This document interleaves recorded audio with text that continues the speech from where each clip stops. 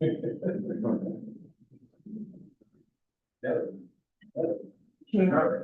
we're on. Good.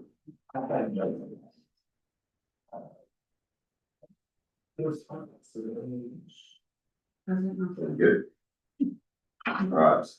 Good morning, everyone. Welcome to the April meeting of the LCTC System Board of Supervisors Audit Committee. Thanks for joining us today. Before we begin, I'd like to remind you that the Audit Committee meeting is being live streamed to all of our followers. Good morning. I will officially call the April 8th, 2026 LCTC System Board of Supervisors Audit Committee meeting to order. As chair of the Audit Committee, I appoint Supervisor Lowry to serve as a temporary member of the Audit Committee for the purpose of today's meeting. Now, as Supervisor Hall to lead the group in the pledge of allegiance.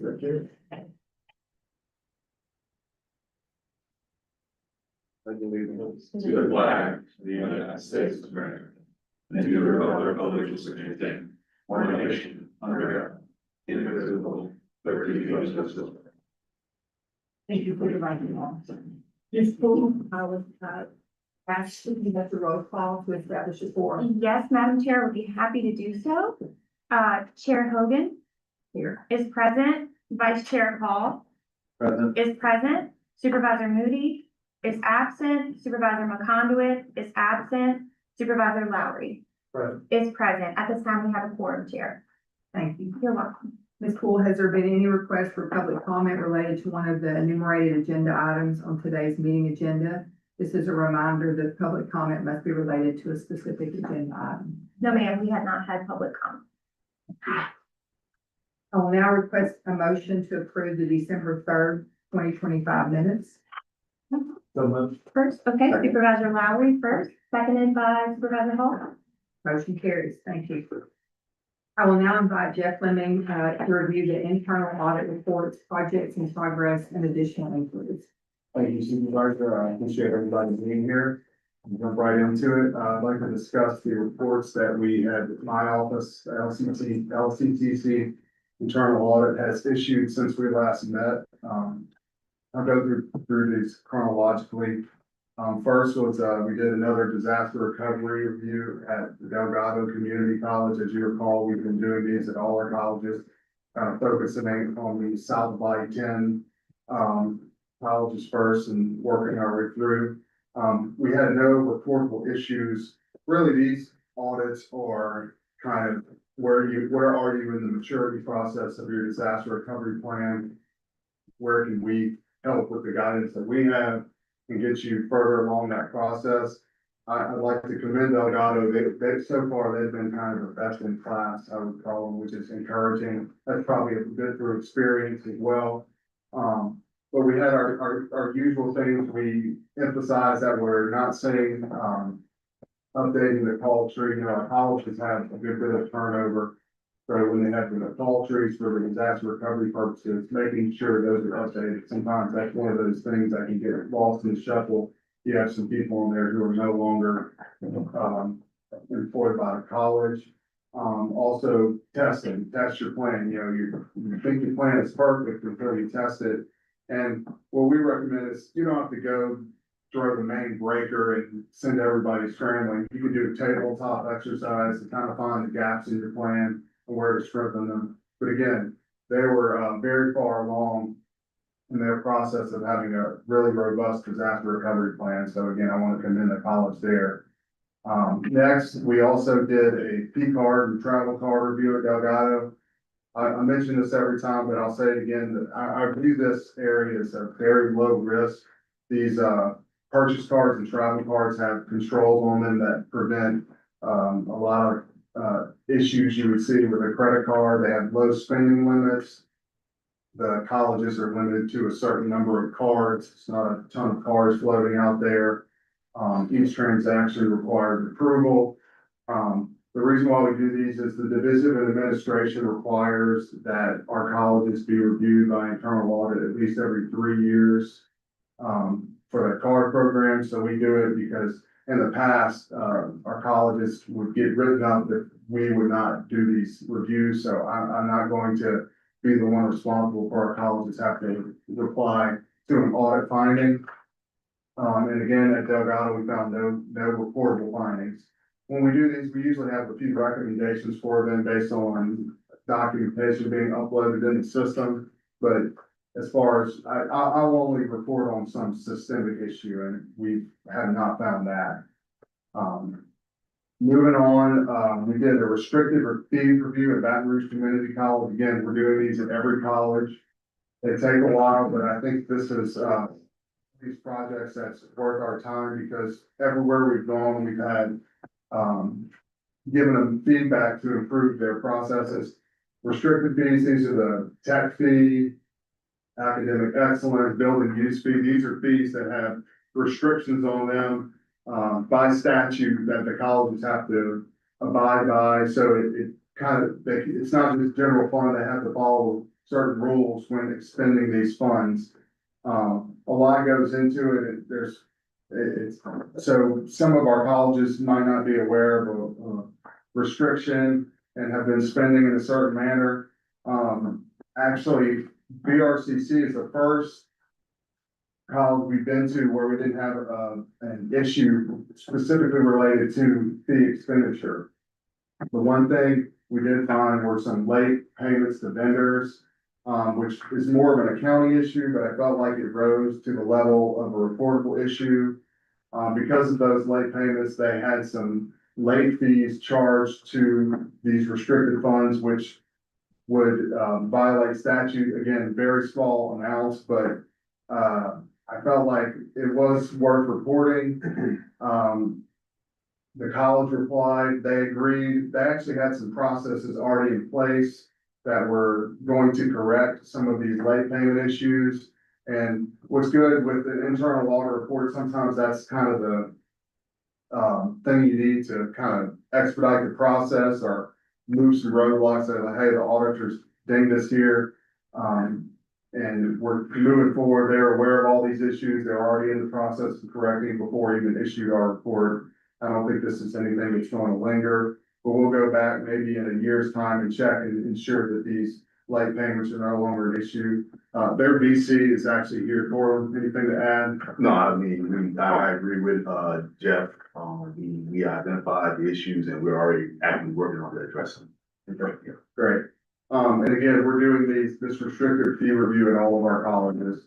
Some of our colleges had spent very little money on those, so we kind of prioritize our review order and its amount of expenditures. You know, where the money is, that's where the risk is, and that's where we feel like we'll have the most benefit of looking at. Next is a satisfactory academic progress. This is a new one for this committee. It was approved in the audit plan last August, but this is related to student financial aid. When I do my risk assessment every year, student financial aid always rises to the top. I mean, that's where the money is. That's what a lot of bad actors go after us. The Department of Ed, what's still left of it, still looks at this stuff. So one of the areas we identified as a major risk is satisfactory academic progress. That's basically, if you're on financial aid, you have certain metrics you need to hit as you're going through to maintain that aid. You know, there's percent of progress, you know, you have to be taking a certain number of hours, you have to be meeting a certain GPA. And there's also a stipulation where if you fall below those metrics, you can then apply for a hardship waiver. I call it a get out of jail free card. And for a one-time review, if the college deems that the hardship is worthy, you can kind of get on a plan to get back on track. Well, the feds every year issue the 10 most common findings for student financial aid, and satisfactory academic progress, easy for me to say, is always there. So we are looking at it. Dr. Amy Cable at the system office said this was a high-risk area. She finds our colleges sometimes struggle with it. I'm here to report our first review. We went to LCTCS, no findings. So it'll be interesting to see going forward, whether that trend continues or it is an issue for our college, but nationally it is an issue. And there's a lot of, findings from the Department of Ed related to this, a lot of expensive findings. And it's generally just colleges and universities not following their own policy, just kind of getting out of, off track. Sometimes you paint yourself in a corner with your own policy, so we just want to make sure, again, I feel like every audit plan year, if I'm not looking at financial aid, I'm kind of dropping the ball because it's such a high risk area. That's all the reports, the 4 reports we've issued since December.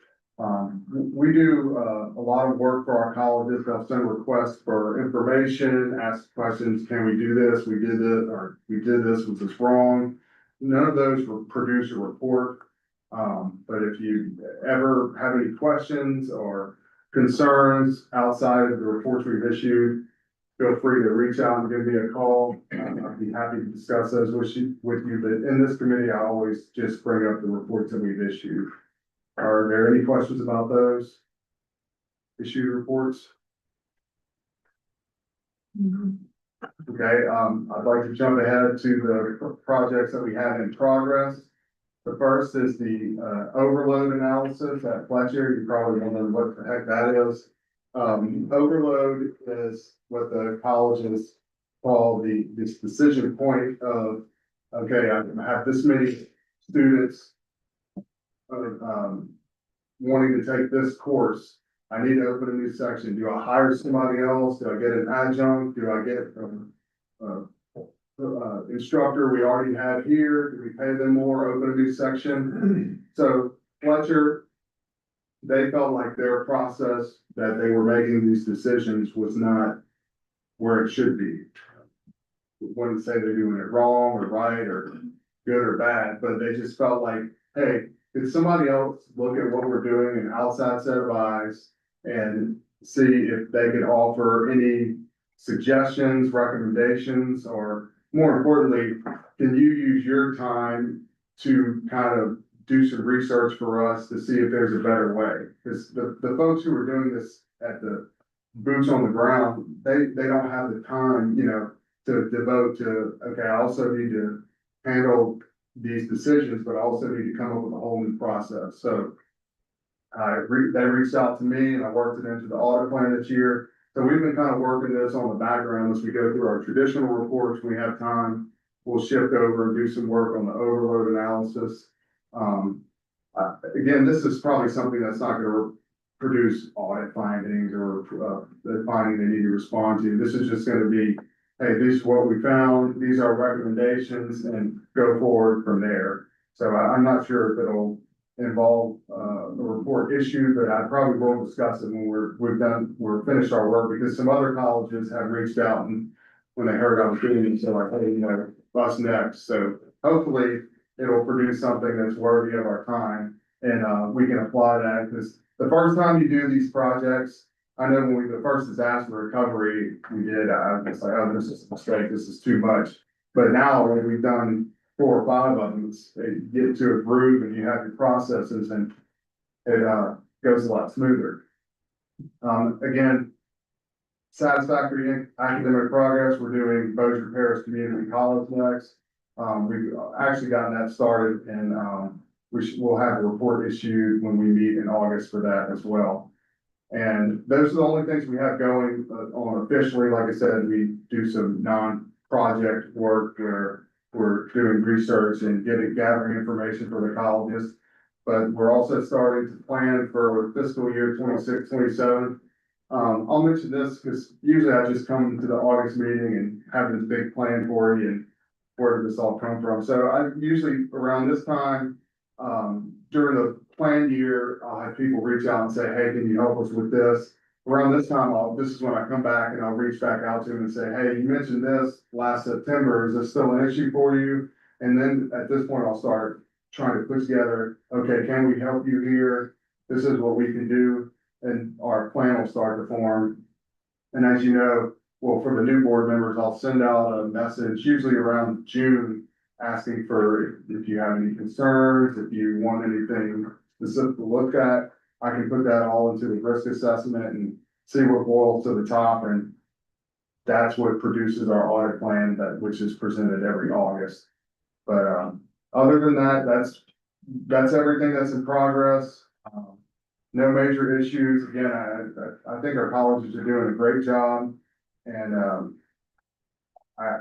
one thing I'll add is, and I'm gonna steal some of Joe's thunder next with the legislative audit reports. They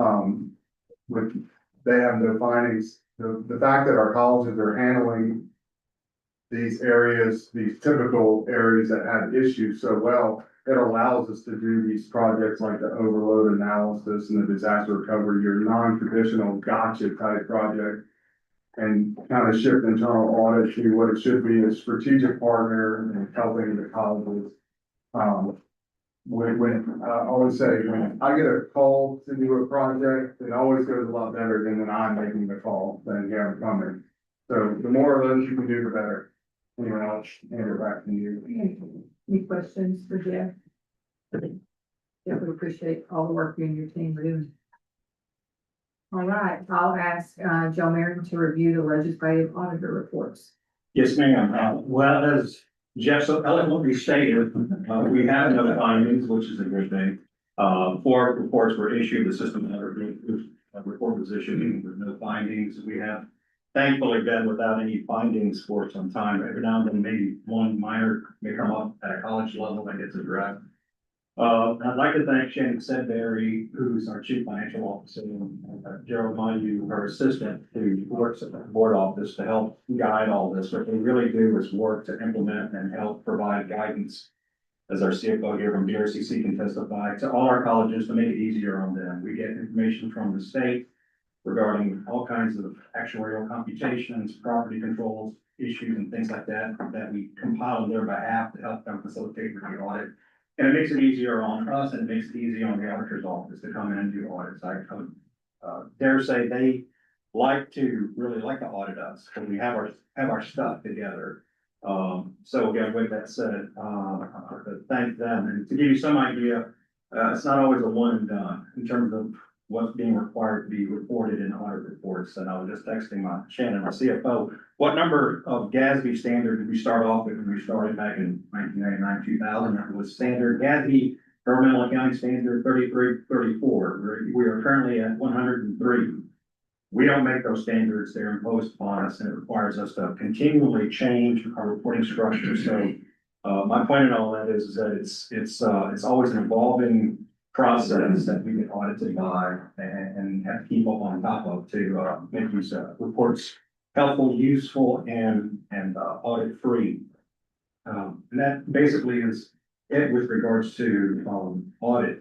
I would like to say that from another perspective, not related necessarily to audit, is that there's further scrutiny taking place regarding financial health of institutions, colleges, universities, and thankfully also us, as a system of colleges, we are probably the most financially stable institution in all higher ed right now. That actually came out from a Board of Regents report recently regarding cash on hand that they were asked to report to the legislature. So I would like to say that congratulate the colleges in terms of what they do, and also note that this is a process that we have developed over the course of 15 years now, practically at least 10, to monitor our college's finances and also help them monitor themselves. They ask for information, chancellors ask for information, so we've developed dashboards and metrics and other things that help them keep tab of what's going on. And that concludes my report. Any questions?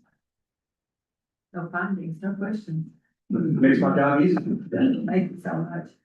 Are there any questions or other business to come before the committee?